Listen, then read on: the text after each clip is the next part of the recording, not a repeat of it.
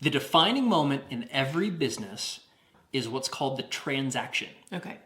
And a transaction is an exchange of value between two parties, mutually agreed upon. So I have something that you want, you have something I want, we trade, and we're both better off. We're happy because of the trade. And it's the defining moment of every business because the transaction is the point in time that the sale actually takes place. Right. And if you don't have transactions, you are not having sales, and you don't have business, and you don't have revenue, and you're going to close. Right.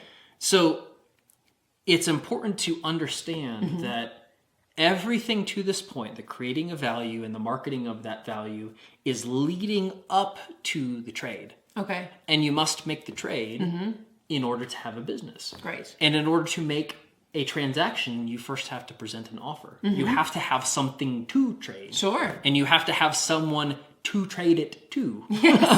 But once you get to that point, nothing, the magic doesn't happen until there's somebody who wants what you've got. Right. And they have something you want, and you trade, and you're both better off. Okay?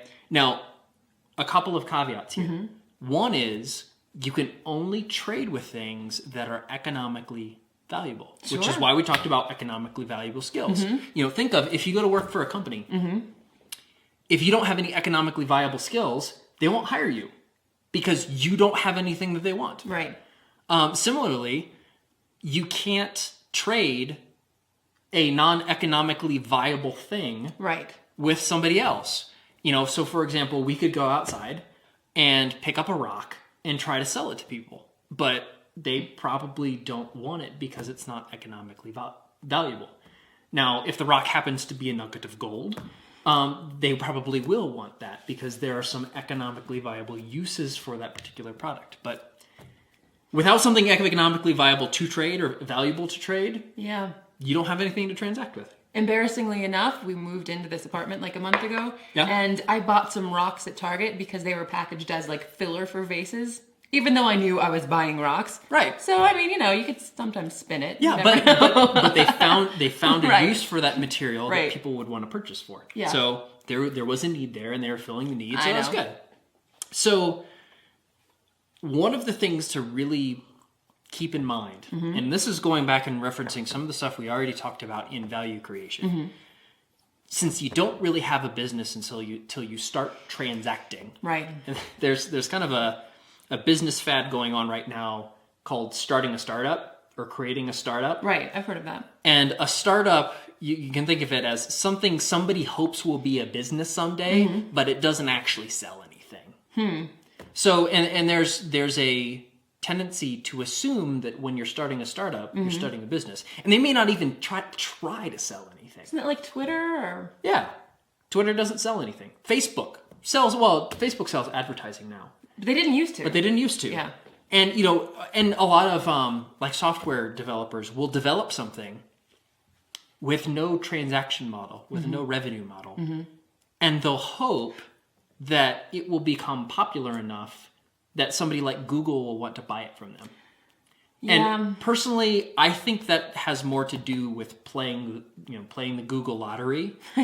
Then it relies on a lot of luck, and it relies on, building something that Google will want. Well, it's like somebody saying, I'm gonna build this to go viral.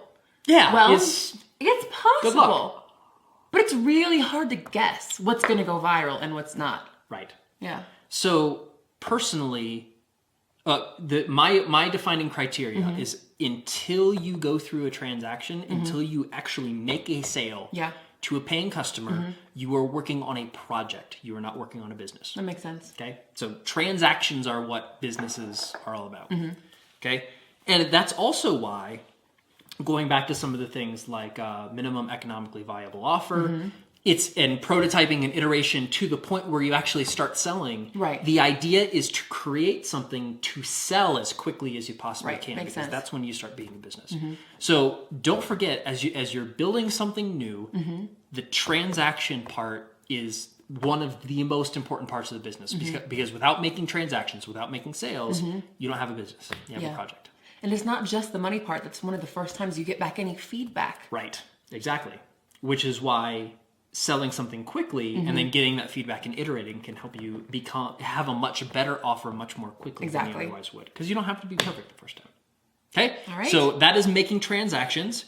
And the examples that or the models or the concepts we'll talk about in this chapter will help you make as many transactions, profitable transactions, as you possibly can. Good. And we'll talk about that next.